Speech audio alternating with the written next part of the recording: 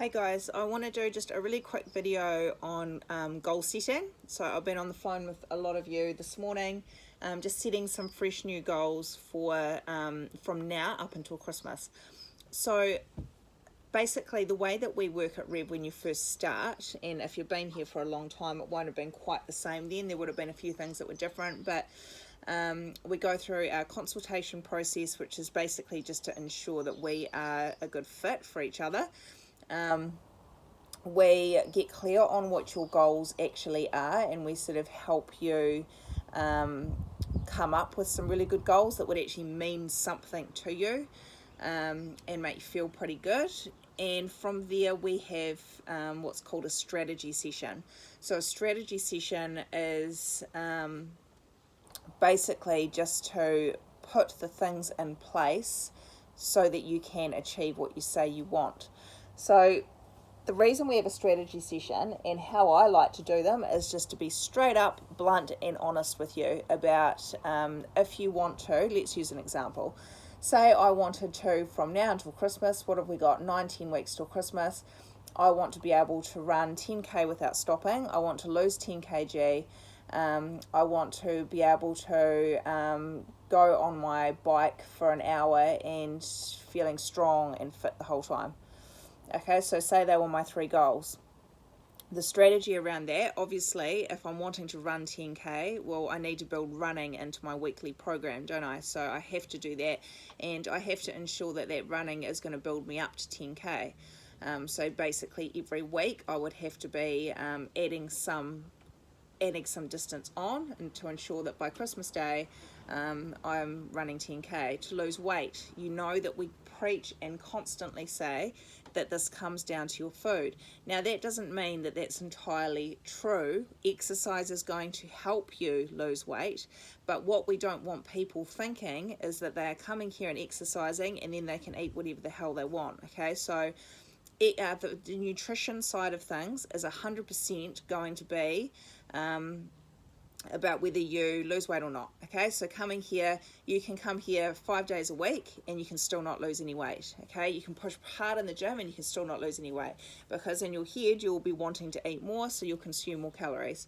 Okay, so you maybe will maintain your weight, maybe you'll put weight on because you're actually eating a hell of a lot more. So for the weight loss goal of 10 kg, for an example, I need to really ensure that by now, because that would be a kg a week essentially, I would have to be really sharp with what I'm putting in my mouth. I would have to be 100% dedicated to a meal plan, to tracking my calories, to actually ensure that every week I'm losing weight, okay? And I would be monitoring every week with tape measure. But more so with the scales, because if it's the kgs that are important to me, if that's what I've set, then every week I need to be weighing myself to ensure that it actually is coming off. And that is going to take some pretty serious dieting as well, okay, because a kg a week, that's going to take a lot of effort.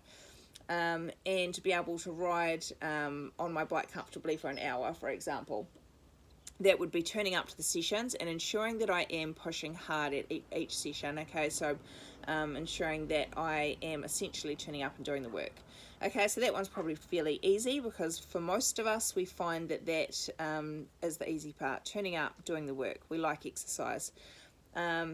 The running 10k, that's going to take some dedication. That's going to take getting out of your own head, not being ruled by your emotions, and ensuring that you just get out and do it anyway. Count down from 5 and you're off. Okay, whether you feel like it or not, whether you've had no sleep or not, you're just going to have to be dedicated to that goal no matter what. And the weight loss one, it's going to come down to your food. If you can't get your shit together with your food, then that's just not going to happen, okay? And the reason that we will constantly say to you that you have to track is because otherwise you're guessing. You may be feeling like you're eating good food, you may be eating healthy, but you may still be eating too much. So without actually tracking what you are eating, then you are not going to know what you're putting in your mouth. You might pass the kitchen, grab something, grab a cracker, snack on something, and you may do that all the time without actually consciously being aware. So we have to track and we have to be eating good food, okay? So that's going to take a lot of behavior changes. So that's something to really keep in mind, and that's why sometimes when people say I want to lose 10 kgs in 10 weeks, I'm thinking in my head, well, there's going to need to be a lot of behavior changes. There's going to need to be a lot of habits that are replaced with other things. And honestly, weight loss is such a up and down process, because there's going to be times where you are going to drop the ball and you're going to have to pick it up again. And for a lot of people that are new on this journey, they will drop the ball and it'll take them a bit longer to pick it up, because they're feeling guilty and they feel crap. Okay, so you've got to consistently be making better choices, and you've got to consistently be tracking. So that's just a little bit about our goal setting. So you should all be setting some goals now up until Christmas. For some of you, you've already done that. We want goals, and we want that based around how you want to feel on Christmas Day, okay? And like with anything, we're not going to sugarcoat it, guys. If you want to lose a huge amount of weight come Christmas, then you need to get your act together, and you need to be doing what you need to do right now. There's no time to stuff around. But basically what I want from you guys is some goals sent through email, sent through Messenger, and I also want you to give me a little plan of how you're actually going to do that, okay? And then Accountability Friday, that has been put there so that you can come to me and you can say, this is what I've done this week, this is what I've missed, and this is what I'm putting in place next week to ensure that this happens. A really big message from this video is you need to really learn how to not listen to your emotions and fall into them, because when we're really falling into our emotions, we often will use something like food or not turning up to your session because you're feeling crap, when look, you can still feel it, bad things are going to happen, but you need to just keep on moving forward, okay? You need to keep doing the action that is going to get you to the result that you want. See you later.